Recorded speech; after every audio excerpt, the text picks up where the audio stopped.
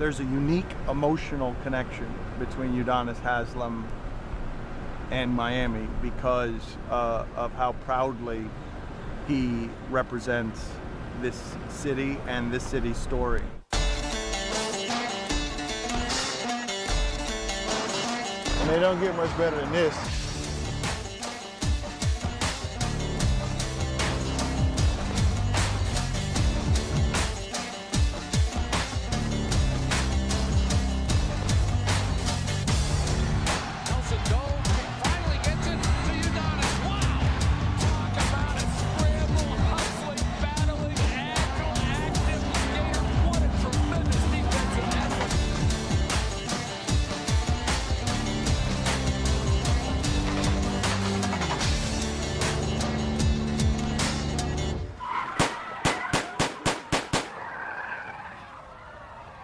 Dozens of young kids playing football at this park right behind us when all of a sudden police say two masked men opened fire.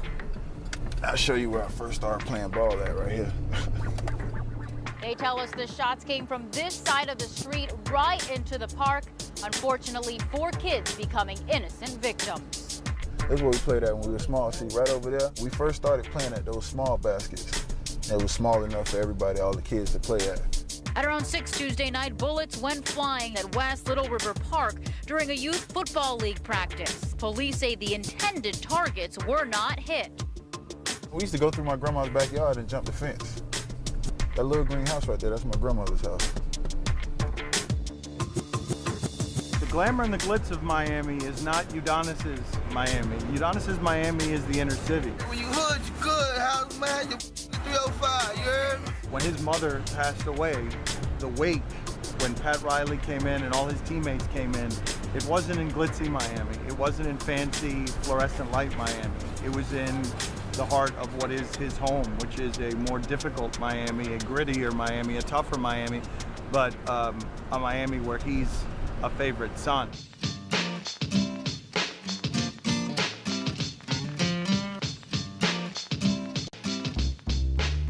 We're coming up on the hospital that I was born at right here. This is North Shore Hospital. Yeah, this is where I was born. Basically, we're in Carol City right now. We call it Miami Gardens area. I lived here until I was about 10 years old. Right up there, I think it's 214. Yeah, that's where I lived at. It was me, my stepmom, my dad, my stepbrother, my stepsister, and my aunt. That's where we lived until I was 10, and then we moved into a house. His mom and dad were very hardworking people, very prideful people. His sisters had a very close-knit family. They were all very supportive of Udonis. I was blessed to have a loving, wonderful stepmother who brought me in and treated me like her own. You know, it's very rare sometimes, you know, you have step-parents that, you know, don't get along with the stepchild. They don't treat them like their own child. She brought me in and she treated me no different than she treated her own child. He's a guy that had great family, great parents, people that really raised him the right way. And probably if you talk to Udonis, he probably one of those kids that could have gone the other way.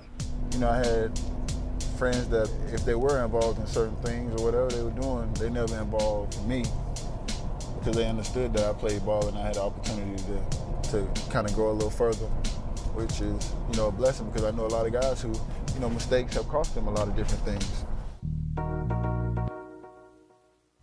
I was always bigger than everybody, but I think at that time I was the worst ball player. I was one of the youngest. You know, my coordination hadn't quite caught up with me. My athleticism hadn't caught up with my size and everything, so, you know, it was just for fun, you know what I mean? I loved it. You know, my heart was in football, though. As a kid, I really loved football. Yeah, I played up until 10th grade. Oh, yeah, I was a big hitter. I was a defensive end. I was good, man. I was really good. Took a shot to the knee, and I was like, you know what? That's it. Took a shot to the knee, and I took my uniform off, and I never went back. But I was good. Football was my first love. I just feared that if I kept playing, I would lose football, basketball, and everything else if I keep taking shots like that to the knees. So it's a lot of guys you have that they choose the sport, and the sport chooses them. I was one of those guys where I choose the sport, and the sport didn't choose me. I was more of a physical guy, and I would prefer to play football at that time, but I'm not disappointed in the decision that I made. Welcome welcome to the 6A championship, the big-time program in the state of Florida. Miami High looking for its 18th state champions. They have the size, they have the strength, led by the big man, Udonis Haslem. He is headed for the University of Florida. Believe me, Billy Donovan and the Gators are happy to have this man. Seeing Udonis, we felt like he'd be a guy with his size and physicality that would be able to impact our team. You know, you don't get too many coaches that come down into the inner city and recruit basketball players or football players. Sometimes coaches rather not deal with those type of environments, and they don't really understand that good kids do come out of those environments. They just need a chance to prove that they are good kids, and Coach Donovan gave me a chance. What's interesting is basketball has evolved a great deal since then, as has football, but at the time that was a rarer thing, the idea of the white coach going into the inner cities and mining ghetto talent. I grew up in New York, and I played with a lot of kids that were from different projects, different neighborhoods, and a lot of times I would go into those projects, and those guys always treated me like I was their brother. And I think in order to build that relationship with somebody, you got to put yourself in their environment and the way they're growing up. I actually came down in Liberty City to my grandmother's house and met with my family throughout the recruiting process, and he was probably the first coach to do that, and at that time he had to be the last. My mind was made up. I actually, committed early. I never took a visit anywhere else. I wanted to play for Coach Donovan. I believed in what he was preaching. I believed in the guys that he was bringing in. I believed that we can turn that program around, and we were fortunate enough to do so. At that stage, we were still in the process of building. Trying to build some consistency and a winning program, and trying to establish some tradition there. And those guys and that team, they're the ones who built it. I tell our guys all the time, our practice facility, the different things that we have now have been afforded to a lot of our guys today by the sacrifice. I look at where Matt Bonner and Teddy Dupay and Udonis practiced.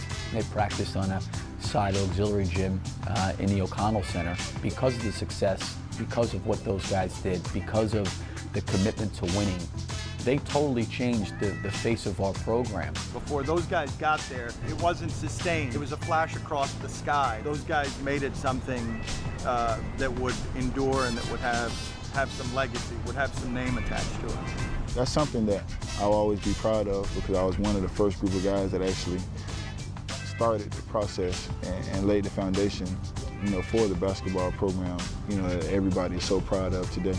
I think when you're trying to build tradition and a foundation, when you're the first people to kind of put your footprints in a program, that's going to be lasting for the rest of their life. They're always going to be remembered here at the University of Florida for what they did, and they will all go down as some of the greatest players to play here.